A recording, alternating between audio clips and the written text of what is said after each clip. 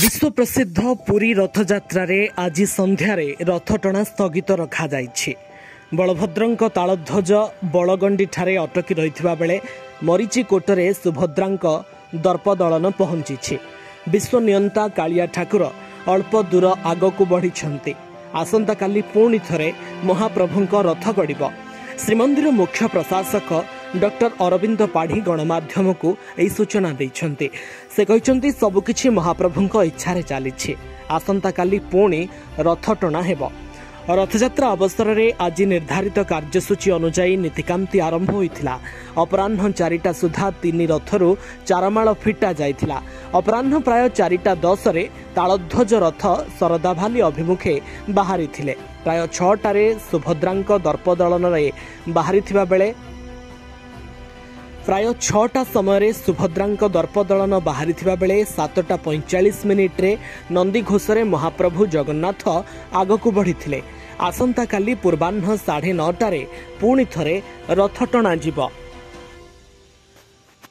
बड़ भाई प्रभु बलभद्र और देवी सुभद्रांक परे महाप्रभु श्री जगन्नाथ शेषरे सरधाबाली अभिमुखे बाहरी थिले। कालिया ठाकुरंक नंदीघोष को भक्त माने श्रद्धार सहित टाणी टाणी नैथिले। बड़दाण्डरे लक्षाधिक भक्तंक गहली भितरे हरिबोल और हुलहुली सहित घंट शंखरे एक भव्य आध्यात्मिक परिवेश सृष्टि होइथिला। नंदीघोष पूर्वरु देवी सुभद्रा निजर दर्पदलन रे आगकू बढ़िथिले। प्रथमे महाप्रभु बलभद्रंकर तालध्वज सिंहद्वार सामनारू बाहरी थिला। श्रीक्षेत्र में श्रीमंदिर सिंहद्वार सम्मुखर सरधाभाली अभिमुखे 3 रथ गड़ुछि। 3 रथ उपरे महाप्रभुंक आद्य सेवक गजपति महाराज दिव्यसिंह देव सुनार खड़िकार छेरा पहरा करिबा परे घोड़ा जोचा जाइथिला। चारमाळ फिटा सरिबा परे महाप्रभुंक बहु प्रतीक्षित रथयात्रार आकर्षणीय रथ गड़िथिला। श्रीजीउंक 9 दिनिया रथयात्रा अवसर में श्रीक्षेत्र में चलचंचल देखा जाउछि। राज्य एवं राज्य बाहरु श्रद्धालुंक आगमन भी होइछि। देश विदेशर विभिन्न कोणरू लक्ष लक्ष भक्त पुरी को आसिछन्ति। आहुरी भक्त माने पुरी अभिमुखे बाहरिछन्ति। श्रीमंदिरर नीतिकांति परे श्रीजीउ मानकर पहंडी आरंभ करा जाइथिला। प्रथमे प्रभु सुदर्शन तापरे बड़ भाई बलभद्र और देवी सुभद्रांक सहित महाप्रभु श्री जगन्नाथ धाड़ी पहंडी रे आसी रथ उपरे विराजमान करथिले। श्रीगुंडीचा यात्रा अवसर में शुक्रवार सकाळ 6टारे महाप्रभुंक मंगल आलती होइछि।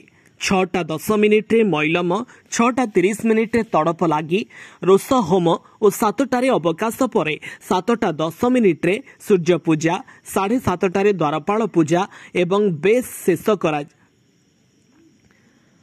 7:30 द्वारपाल पूजा एवं बेस शेष करा जिवो। सेपरी सकाळ 8टारू 9टा जाए गोपाल बल्लभ और सकाळ धूप नीति पर 9:15 मंगलार्पण करा जाइथिला। प्राय 10टा समय महाप्रभु बलभद्रंकर पहंडी आरंभ करा जाइथिबा बेले अपराह्न प्राय 10टा बेले बड़ ठाकुर बलभद्रंकर पहंडी आरंभ करा जाइथिबा बेले अपराह्न प्राय 3टारे श्रीजीउ मानंकु रथारूढ़ करा जाइथिला। रथ उपरे आवश्यक नीति शेष होला परे रथ टणा जाइछि। भक्तंक श्रद्धालु मानंक सुरक्षा पाई सीसीटीवी कैमेरा समेत व्यापक सुरक्षा बाहिनी मुतयन करा जाइछि। Bureau report Singhnad news.